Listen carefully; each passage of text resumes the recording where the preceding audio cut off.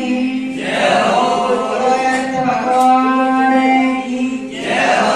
बोलो राम स्वामी की जय हो। बोलो बापूजी महाराज की जय हो।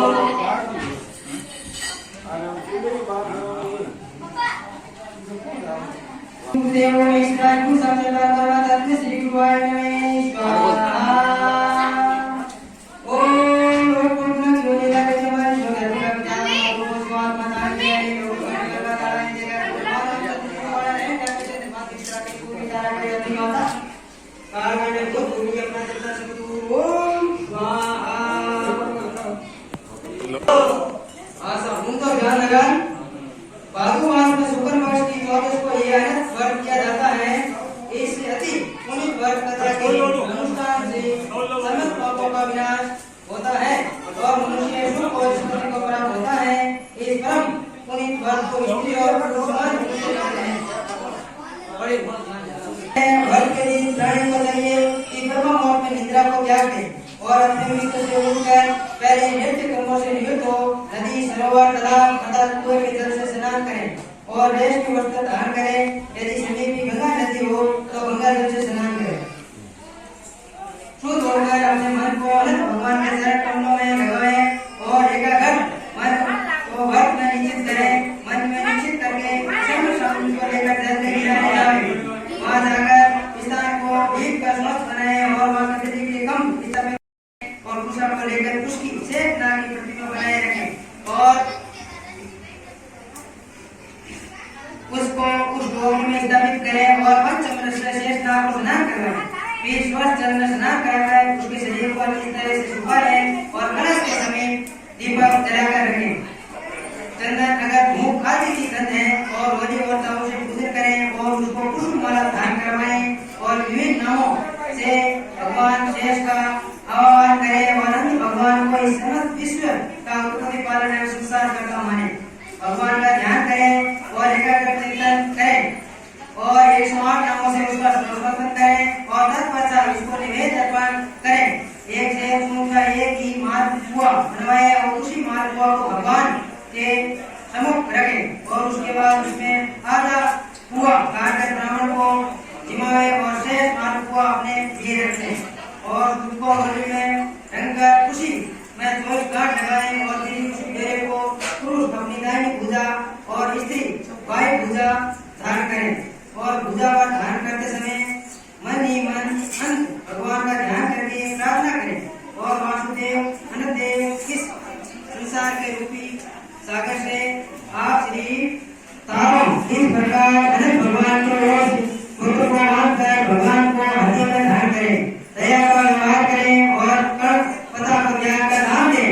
श्रेष्ठ ब्राह्मण को मालपुआ से जिमाएं और उत्तम द्रव्य वस्त्र तथा लक्ष्मी को देकर दक्षिणा प्रस्तुत करें और संध्या से पहले ही व्रत कथा को श्रवण करें अथवा पढ़कर सुनाएं और भजन के उपरांत भगवत लीलाओं का मनन करें और सत्य भाषण करें और ब्रह्मचारी से रहें। इस प्रकार व्रत करने से अनंत भगवान अति प्रसन्न होते हैं और उस प्राणी को विपुल तथा धान्य देते हैं जिसको पुत्र और पुत्र का अनंत सुख प्रदान करते हैं। अनंत भगवान की कृपा को वर्णन करना अति दुर्लभ है। बोलो विष्णु भगवान की जय हो। अनंत व्रत कथा वर्णन करते हुए भगवान श्री सुखदेव बोले, हे ऋषियों, इसी समय पुण्य सलेला भागीरथ के किनारे पांडु पुत्र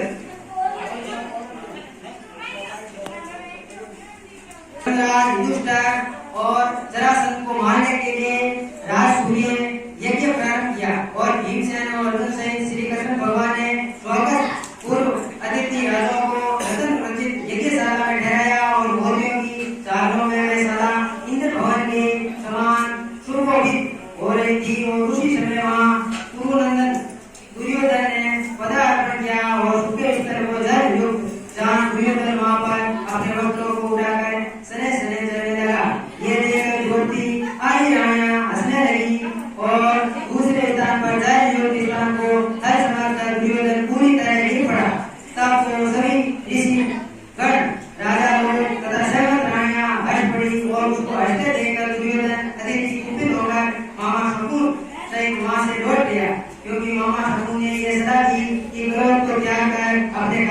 देखो।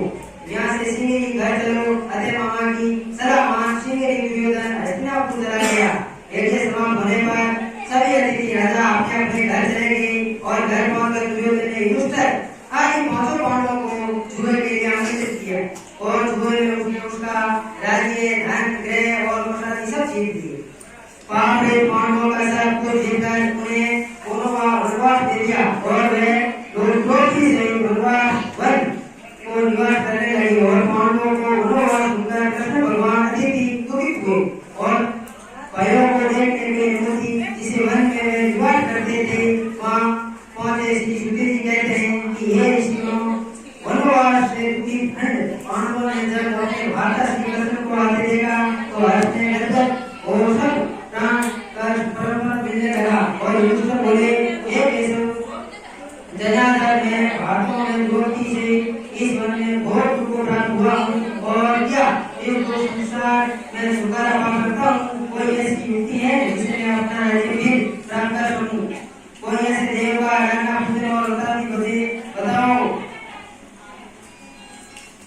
जिसे मैं इस संकट में निकल कर फिर से अपना राज्य धन प्राप्त कर लूं। श्री कृष्ण बोले, हे राजन, भगवान का व्रत एवं पूजन जिसे मनुष्य के सामने दोष नष्ट हो जाते हैं और भाद्रपद के शुक्ल पक्ष की चतुर्दशी को यह व्रत किया जाता है। इसके अनुसार से अनेक कष्टों से मुक्ति होती है। एवं युधिष्ठिर बोले, हे मधुसूदन, आपने दिन भर भगवान का वर्णन किया है, यह कौन है और क्या शेष भगवान है? अतः तक्षक ये परमेश्वर को ही इंद्र कहते हैं। यह परम देव इस नाम से पुकारे जाते हैं और देवी मुझे कृपा कर विस्तार से सुनते हैं। उनको लोग पूजा अनंत भगवान जिस आपने कहा है। श्री कृष्ण भगवान बोले, हे पुत्र, अनंत मैं ही हूँ और आदि आदि अपने महीने हैं तथा काल कारण धात्री मोर पक्ष प्राणी वर्षा ऋतु काल आदि की व्यवस्था इस समय सबकी विभाग आदि को कहे हैं और ये सब अनंत ही है, अर्थात ये सब मैं ही हूँ और आप ही पृथ्वी का भार ग्रहण करने में लिए और अवधि हुआ है।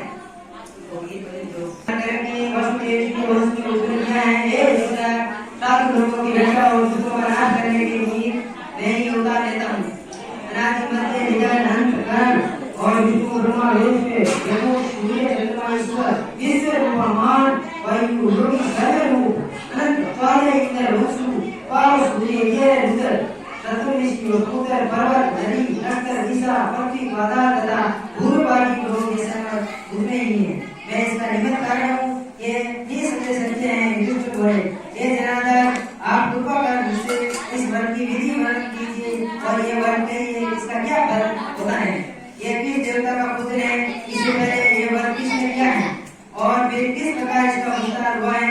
ये वर्णन करने की कृपा कीजिए। श्री कृष्ण भगवान बोले, हे युधिष्ठिर, शत्रुओं के मध्य में ब्राह्मण रहता जिसका नाम सुमंत था, उसका विवाह वरिष्ठी गोत्रीय बहू की कन्या से हुआ था और यहाँ के कुछ कारण पुत्र उसकी सर्वगुण संपन्न एक कन्या उत्पन्न हुई है। उसका नाम पिता ने सीधा रखा।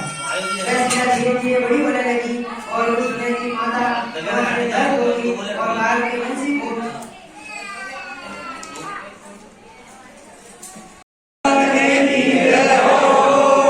बोलो अनंत भगवान की जय हो, भगवान की जय हो, राम सापी की जय हो।